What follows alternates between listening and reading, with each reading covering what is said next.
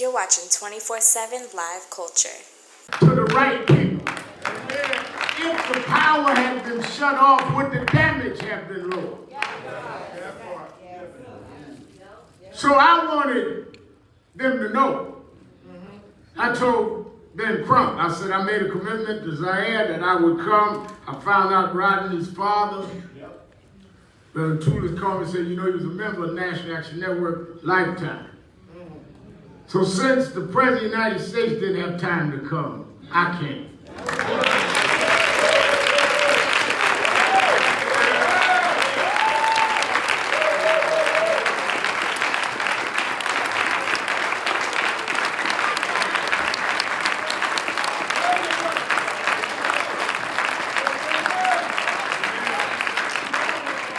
And I did not come just for the blacks, I come for all people, Palisades, the Hills, Heaton, and here. But those that were ignored is the reason we need to put a light in dark places. Because I want you to know, Mr. President, he always tweeting against me. Let me explain to you.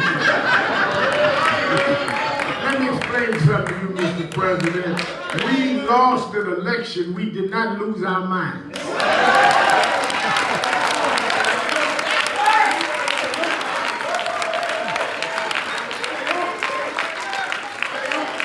The people in this town deserves as much respect and regard and attention and accountability as anybody anywhere. We stand with those in Palisades and Hollywood Hills, but let everybody stand with us too. And if they won't, there are some of us that have come thousands of miles and stand with them because our lives matter as well.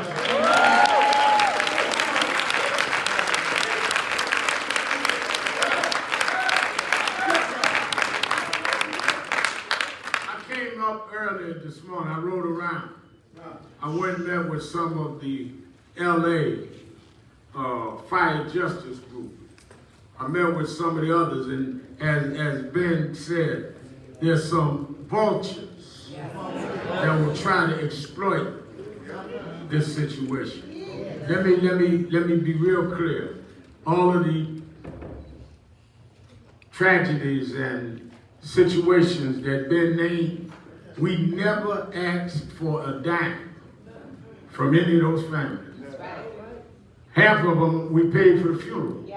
I didn't even ask for a reimbursement. I never got a check from Ben Crump. He might have should have, but he didn't.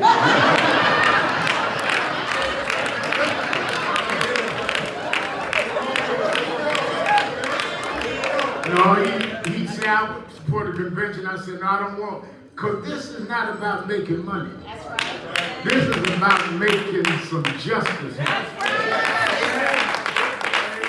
So whatever they tell you, the reason we come, I paid my way, I'll pay my way back. And I want to see these families get what is right. We cannot bring these lives back, but let me tell you, what we cannot afford, the game they play. First of all, the reason there is such a large black community here is because when they were dealing with redlining, and they wanted to build 210, they got, y'all thought I didn't do my homework. When they were building the 210 highway, they pushed blacks out in redlining.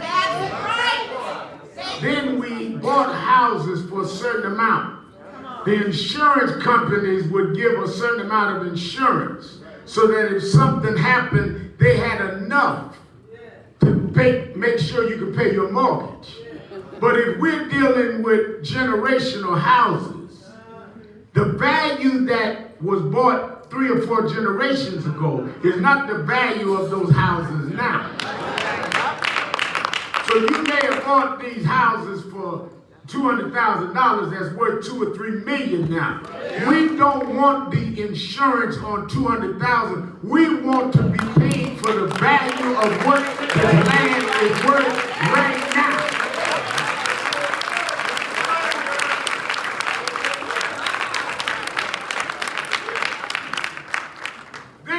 community. There was a man during slavery. We're in Black History Month. Yes, sir. A man during slavery that rebelled. He was an abolitionist. Named John Brown. His son, Owen Brown, came to this community in 1857 and started buying freedom for slaves. Y'all know what I'm talking about. So this community was built on the basis of abolitionism. This community has in its very soil freedom fight. This community has in its very ground freedom fight and emancipation. And when we say it is generational, it was generations of those that stood up and fought. This community here is either the largest nationwide or one of the largest of black homeowners in the country.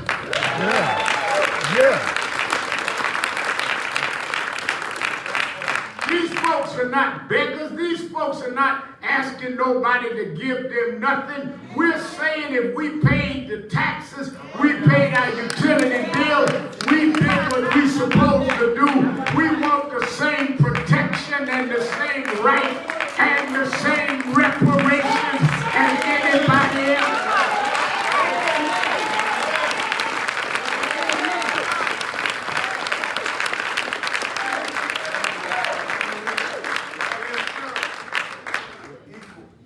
We want it. They got time to be dealing with everything other than dealing with equality. President come here arguing with Mayor Bass. Never mentioned utility. They talking about getting rid of FEMA. Then he going on to something else. Then on to something else. Now you want to take Gaza. Why don't you take him?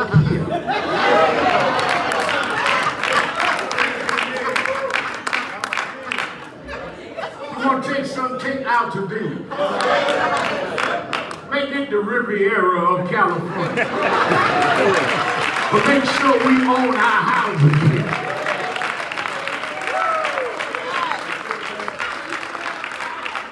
You're the president of the United States. You ain't the president of Gaza. You got a whole community burned down that needs to be investigated. What happened? What started it and why did it expand? And why did some folk get noticed 7 hours before other folks got noticed? I got stuff for you to do. You want to be the president and act like the president.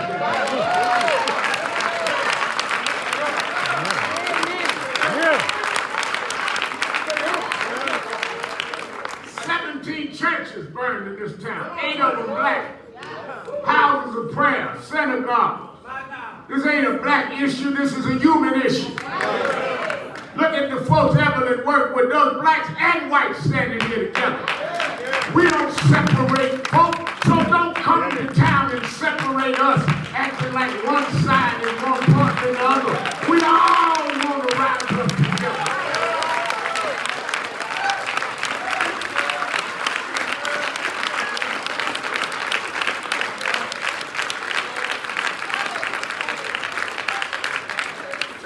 Don't go out here talking about blacks met today.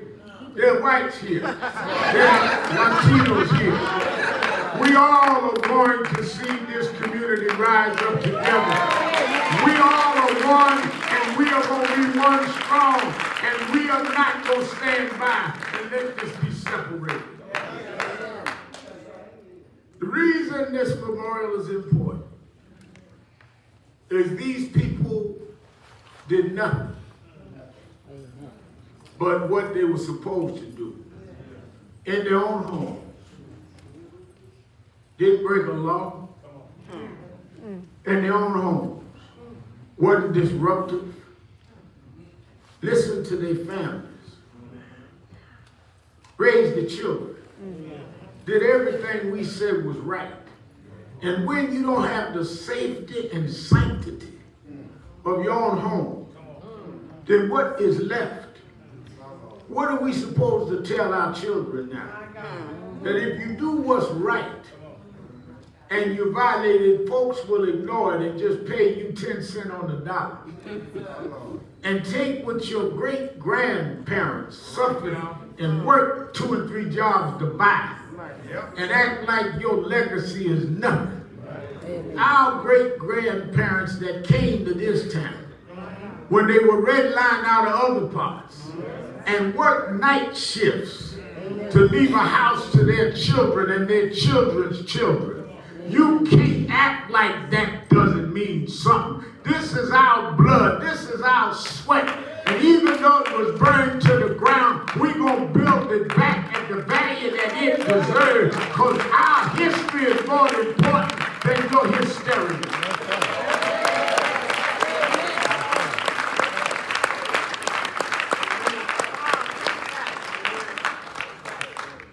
There is a reason that we met for this memorial in Metropolitan. Because, again, this Black History Month, even though this present administration said you can't celebrate Black History Month. But we're going to celebrate it because we celebrated it before they acknowledged it. You can take the name off of something, but it's still going to be what it is. When the country was founded, Ben Crump, people don't realize the journey. Take a minute and do this, Reverend Campbell, and sit down. We were brought here as slaves. We were enslaved and brought here in 1619. Now, they just a black-white thing because it was a result of slave trade, which meant that some Africans sold other Africans. Some blacks sold us into slavery. Some blacks still selling us into slavery. Yeah, Reverend Campbell ain't got to say that because he stay here. I'm getting ready to go and come out. And as a result of the slave trade, 1619, they brought us to these shores to work for no wages. The biggest ports was Charleston, South Carolina, and New York City. See, one of the reasons why I'm so active and controversial to some is because they don't want to talk about the racism in the North. That's like everything was down south. One of the biggest ports was in New York, in a place they call Wall Street. The reason why Wall Street was named Wall Street is they had the slaves build a wall to protect them from the Native Americans. And the first thing they traded on Wall Street was black bodies. Take your time. We worked for no wages. Now watch this now, 1619, first slaves. They didn't even write the Declaration of Independence till 1776. So before they even declared their independence from King George, we was already slaves. We helped make the country rich before it was a country. Amen. Then we went 246 years of slavery. And finally, a civil war tore the country apart, Confederates against the Union. And Lincoln reluctantly said, we got to save the Union. And he said, read the writings, Lincoln said, it's not about freeing slaves, it's about saving the Union. That's right. Nobody was on our side but God.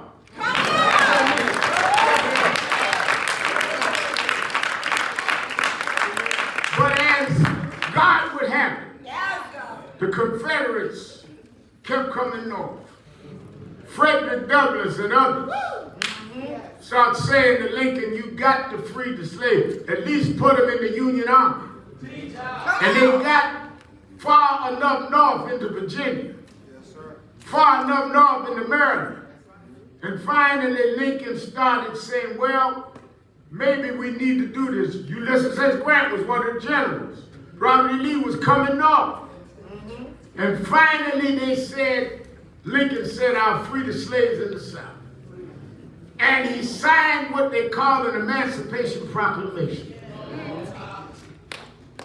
Now, Emancipation Proclamation was nothing but a presidential order, an executive order.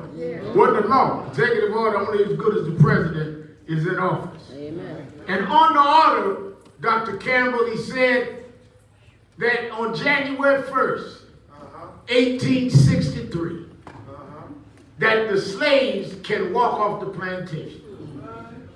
That's why watch night meeting in our community always was different than other communities. Because we were looking at the clock to see if we could walk off. Lincoln kept his word. January 1st, 1863, we was free. But free to do what? We couldn't read and write because it was against the law for us to read and write. Against the law for whites to teach us how to read and write. Had no money, we worked 246 years with no wages. Didn't know where our families were. They sold mom in Alabama, daddy to Florida. Sisters and brothers in North Carolina. The only thing we had was the ability to congregate and form the black church. That's all we had. And out of the black church came black colleges, came black elected officials, came black fraternities, came black sorority. Why? Because on the church, we could call on God and nobody could get in our way. We didn't come this far by how smart we were or how slick we were.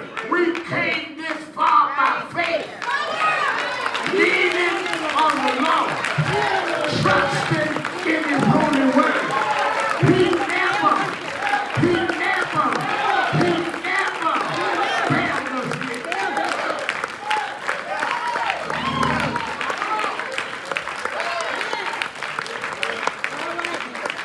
So we come today where we always came.